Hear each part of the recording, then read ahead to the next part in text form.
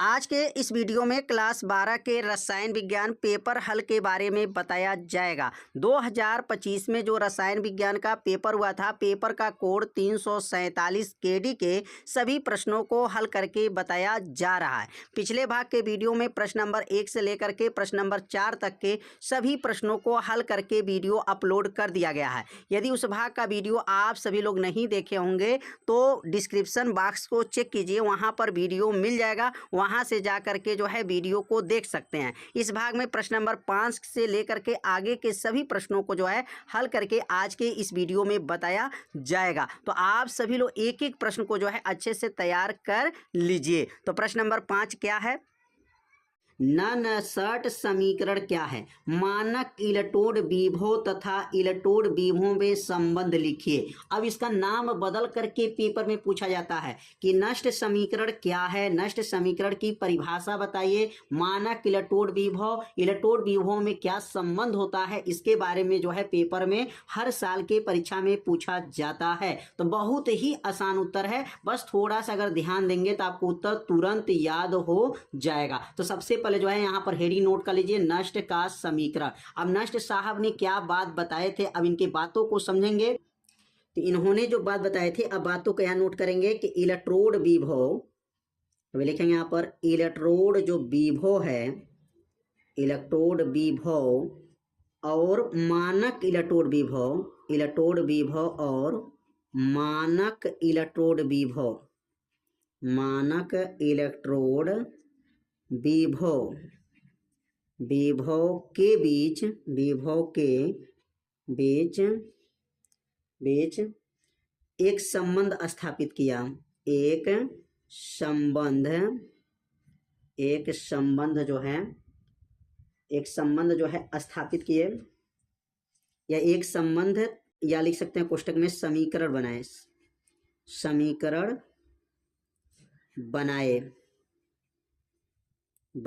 उसे नष्ट का समीकरण कहते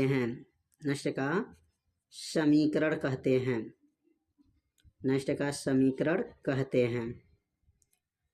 कितना आसान है, बस थोड़ा सा ध्यान देना है। किनके बीच में जो बताए थे, इलेक्ट्रोड विभव मानक इलेक्ट्रोड विभव के बीच में संबंध, या संबंध को लिख सकते हैं समीकरण बनाए, उसे नष्ट का क्या कहते हैं, समीकरण कहते हैं। और जिसे जो इन्होंने जो फार्मूला बनाए थे, अब फार्मूला के बारे में समझेंगे कि इनका फार्मूला जो बना था, ये क्या फार्मूला बना हुआ था।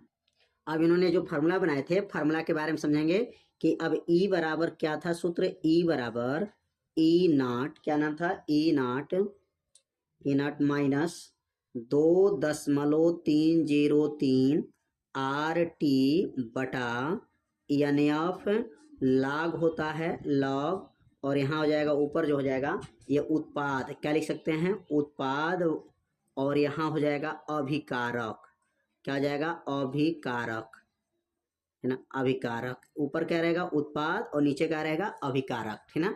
अब यहाँ लाग जो है, अगर लाग इसको 10 के रूप में लिखेंगे, लाग 10 अगर होता है तो यहाँ पर जो है R का मान, T का मान जो है, और जो है F का मान, F का नाम क्या है, फैराडे नियतांक है। R का मान, T का मान जब इसमें रखा जाता है और जब इसको सॉल्व किया जाता है तो E बराबर जो हो जाता है E नॉट माइनस, अब क्या हो जाएगा यहाँ पर, E नॉट माइनस हो जाएगा।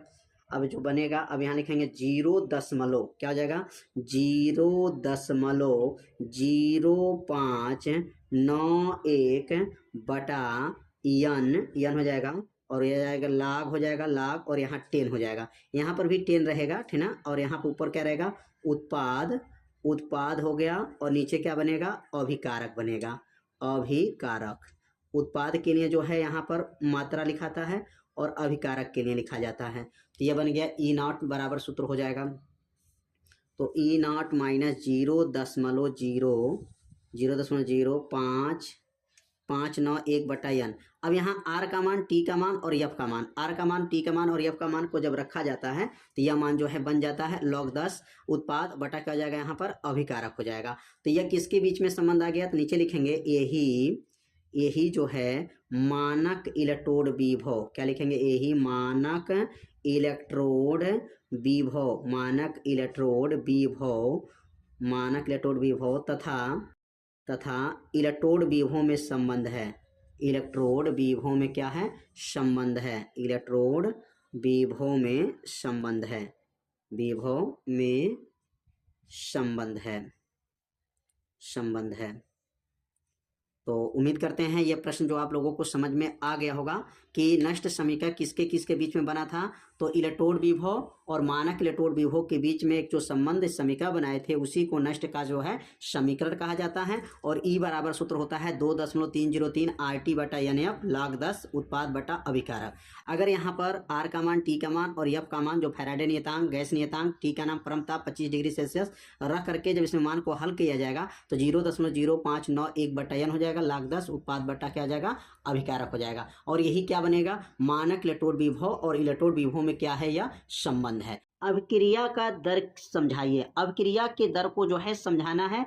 अभिक्रिया के कोटि को उदाहरण द्वारा स्पष्ट कीजिए। यहाँ पर अभिक्रिया की दर की परिभाषा पूछा गया है और अभिक्रिया के कोटि का जो है उदाहरण द्वारा जो है स्पष्ट करना है। तो सबसे पहले जो है अभिक्रिया का वेग उसको कहा जाता है। अभिक्रिया के दर का दूसरा नाम क्या है? अभिक्रिया का वेग से भी उसको जाना जाता है। तो यहाँ पर दूसरा इसका हेडिंग लिख सकते हैं अभिक्रिया का वेग। अभिक्रिया का वेग पूछे पेपर में या अभिक्रिया का दर पूछे, ठीक ना, दोनों का उत्तर एक ही होता है, ठीक ना। अभिक्रिया का वेग कहा जाए और अभिक्रिया का दर कहा जाए तो दोनों का उत्तर आप लोग को जो है एक ही उत्तर आपको याद करना है। बहुत ही आसान उत्तर है, बस थोड़ा सा अगर ध्यान देंगे ना तो उत्तर आपको क्या होगा? याद हो जाएगा। तो यहाँ पे लिखेंगे एकांक समय में। समय कितना रहना चाहिए? यहाँ पर एकांक क्या होना चाहिए? यहाँ पर एकांक समय में, यहाँ लिखेंगे यहाँ पर एकांक समय में, एकांक समय में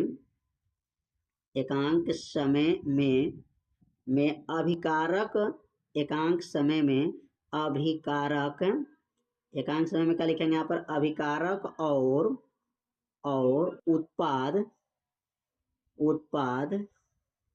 अभिकारक और उत्पाद की सांद्रता, उत्पाद की जो है सांद्रता में होने वाला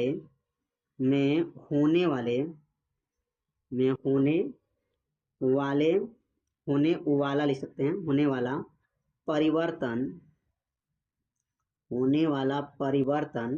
को अभिक्रिया का दर कहते हैं। अभिक्रिया का जो है दर कहते हैं। अभिक्रिया का दर कहते हैं। कितना आसान है। क्या बोलेंगे यहाँ पर? एकांक समय में अभिकारक और उत्पाद की सांद्रता में होने वाले परिवर्तन को अभिक्रिया का दर कहते हैं। इसे किससे प्रदर्शित करते हैं? तो लिखेंगे यहाँ पर इसे dx बटा dt या जो है r से प्रदर्शित करते हैं। R से जो है प्रदर्शित करते हैं।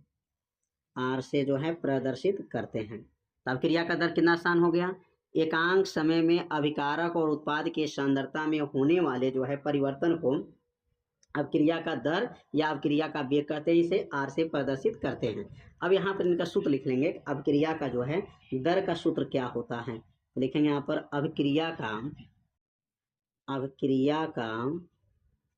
अभिक्रिया का दर बराबर होता है। अभिक्रिया का दर लिखेंगे यहाँ पर dx बटा dt हो जाएगा। तो अभिक्रिया का दर का जो है सूत्र याद रखेंगे, dx बटा क्या होता है? dt होता है। तो अभिक्रिया का दर भी खत्म हो गया, परिभाषा भी आपको याद हो गया। बस इसको 2 बार पढ़ेंगे ना, परिभाषा को क्या होगा? याद हो जाएगा। तो यहाँ अभिक्रिया का जो है दर की परिभाषा खत्म। अब हम लोग पढ़ेंगे अभिक्रिया की कोटि क्या होता है। अब यहाँ नोट करेंगे अभिक्रिया का कोटि। क्या लिखेंगे यहाँ पर? अभिक्रिया की कोटि। अभिक्रिया की कोटि। अब अभिक्रिया की जो कोटि क्या होते हैं, कोटि के बारे में समझेंगे आप। तो यहाँ पे इसकी परिभाषा जब बनाएंगे अभिक्रिया की कोटि की, तो लिखेंगे यहाँ पर किसी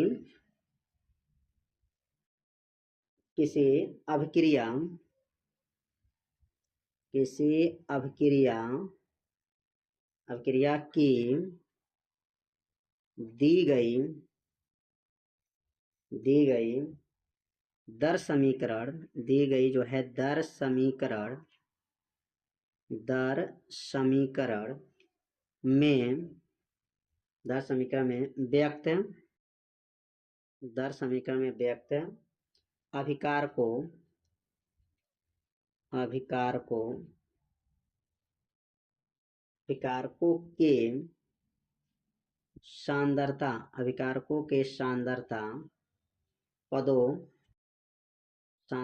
पदों की घातों का योग उस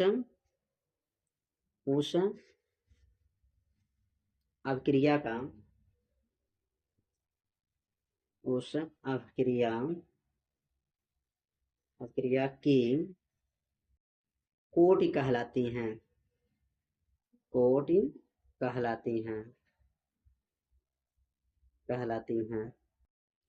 अब इनके बारे में समझ लेंगे कि मतलब यह अभिक्रिया की कोटि क्या हुआ। मतलब यहाँ पर जो है अगर एक कोई अभिक्रिया है Na प्लस Mb, अब इसको गर्म करेंगे तो यहाँ बनेगा Xc, मान लेते हैं Xc प्लस, और यहाँ बनेगा Yt बनेगा। यह अभिकारक हो गया और ये जो बनेगा उत्पाद बनेगा। मान लेते हैं कोई पदार्थ है, इसको मिला करके गर्म किए तो यह पदार्थ बना। तो किसी अभिक्रिया की दी गई दर समीकरण में व्यक्त अभिकारक, यहाँ देखिए लिखा गया अभिकारकों की सांद्रता पदों को घातों का योग उस अभिक्रिया की कोट कहलाती है। मतलब अब यहाँ पर अगर दर समीकरण इसका बनाते हैं तो यहाँ दर समीकरण क्या बनेगा, तो लिखेंगे यहाँ पर दर समीकरण अगर इसका बनाते हैं तो लिखेंगे यहाँ पर दर जो समीकरण है तो क्या दर समीकरण बनेगा, तो लिखेंगे यहाँ पर k, और यहाँ पर देखिए a है तो a रहेगा, और ये जो आगे अंक है ना वो पावर हो जाता है n हो जाएगा, और यहाँ पे लिखेंगे b है तो ये b हो जाएगा, और इसके पावर जो है यहाँ पर m हो जाएगा। यह जो घात के रूप में चला जाता है, n और m जो है घात के रूप में चला जाएगा। और अभिक्रिया की अगर कोट निकालते हैं तो यहाँ पे लिखेंगे अभिक्रिया की कोटि, यहाँ लिख देंगे आपका अभिक्रिया की कोटि। तो अगर अभिक्रिया की कोटि इसकी गणना करेंगे तो अभिक्रिया की कोट कैसे निकलेगा, तो ऊपर जितना ये घात दिया गया है, पावर क्या है n है और m है, तो n प्लस m ये दोनों घात का योग कर देना तो अभिक्रिया का जो है कोट निकल जाता है। तो यहाँ अभिक्रिया की कोट जो है निकल गया। और अभिक्रिया की कोट जो है परिभाषा कैसे लिखेंगे, अब एक बार परिभाषा को समझ लेते हैं। क्या बताया गया, किसी अभिक्रिया की दी गई दर समीकरण, ये दी गई दर समीकरण है और उसमें अभिकारक, देखिए उत्पाद से मतलब नहीं है, अभिकारकों की बात करना है। अभिकारकों के सांद्रता पदों, अभिकारकों को जो सांद्रता पदों की घातों, जो घात बनेगा यहाँ घातों के योग उस अभिक्रिया की क्या कहलाती हैं, कोटि कहलाती हैं। तो अभिक्रिया की कोट क्या बनेगा, n प्लस m कहाँ से आया, n यहाँ का दोनों को जो आगे की जो संख्या रहेगा ना यही जो है अभिक्रिया की कोट माना जाता है। दोनों को जोड़ दिया जाए, पहला संख्या और दूसरा संख्या, अगर मान लीजिए और संख्या भी रहता ना, 3 रहता है या 3 पदार्थ रहता, तो जितना ये पावर रहेगा आगे वाला जो संख्या देख रहे हैं उसी का योग कर दें तो अभिक्रिया की क्या जाएगा, कोटि का मान निकल जाता है। तो उम्मीद करते हैं इसमें 2 प्रश्न आप लोगों को अच्छे से समझ में आ गया है। निम्नलिखित के आईपीएससी नाम लिखिए। पहला जो दिया गया है K2 है, HgI4 है, तो K2 HgI4 का आईपीएससी नाम क्या है, तो सबसे पहले जो ना Hg का जो है ऑक्सीकरण संख्या निकालेंगे। तो यहाँ लिखेंगे माना Hg का, माना क्या लिखेंगे यहाँ पर, Hg का जो है ऑक्सीकरण संख्या क्या है, तो लिखेंगे Hg का जो है ऑक्सीकरण जो संख्या है वो x है। ऑक्सीकरण संख्या क्या है, इसको x मान लेंगे, तो ऑक्सीकरण संख्या जो है x हो गया।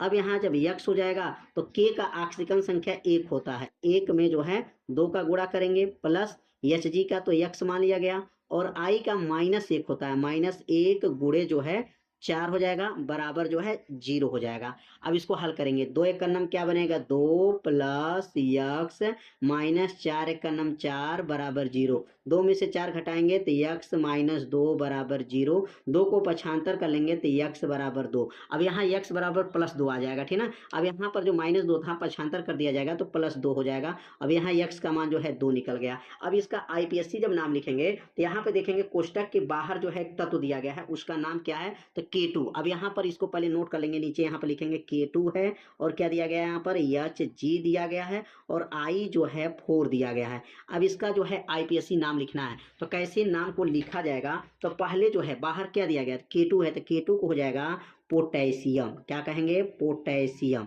K का नाम पोटेशियम हो गया।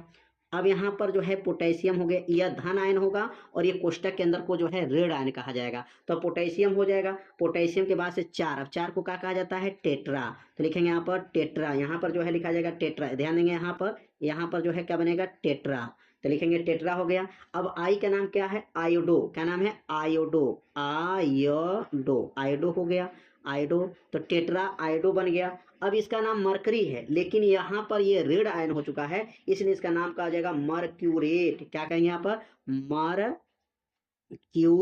मर्क्यूरेट, इसको नाम हो जाएगा मर्क्यूरेट। अब मर्क्यूरेट एट शब्द कहाँ से इसमें से आ गया, क्योंकि यह ऋण आयन जब रहता है ना उसमें एट शब्द जोड़ दिया जाता है, इसलिए इसका नाम क्या हो गया मर्क्यूरेट हो जाएगा। और ऑक्सीकरण संख्या 2 आया है तो रोमन अंक में जो है 2 लिख दिया जाता है। अब क्या बनेगा पोटेशियम टेट्रा आयोडो मर्क्यूरेट और सेकंड जो है इसका जो है IPSC नाम हो जाएगा। तो पहला का IPSC नाम जो है आप लोग सीख गए होंगे। अब दूसरा IPSC नाम क्या पूछा गया है, यहाँ पे क्या दिया गया है, अब दूसरा के बारे में समझेंगे। अब यहाँ दूसरा जो दिया गया है Cu है, अब यहाँ Cu NH3 नीचे 4 है SO4। अब यहाँ पर सबसे पहले जो है ना Cu का ऑक्सीकरण संख्या निकालेंगे, लिखेंगे माना Cu का जो है ऑक्सीकरण संख्या X है, Cu का ऑक्सीकरण जो है संख्या क्या मानेंगे ऑक्सीकरण संख्या X है, ऑक्सीकरण संख्या क्या है X है। अब Cu के नीचे क्या लिखेंगे यहाँ पर X हो जाएगा और अमोनिया का क्या होगा 0 हो जाएगा, 4 से गुणा हो जाएगा और SO4 का -2 हो जाएगा बराबर जो है 0 हो जाएगा। आगे बढ़ेंगे X प्लस 4 शून्य 0 -2 बराबर 0। अब शून्य को छोड़ दीजिए, क्या बचेगा -2 पक्षांतर करिए, X बराबर या +2 हो जाएगा, +2 आ गया, ऑक्सीकरण संख्या +2 आ गया। जब ऑक्सीकरण संख्या निकल जाएगा तब इसका नाम लिखा जाएगा। अब यहाँ पर इसका नाम क्या बनेगा, तो यहाँ पे नोट करेंगे Cu है और यहाँ लिखेंगे NH3 है और नीचे जो है 4 है और SO4 है।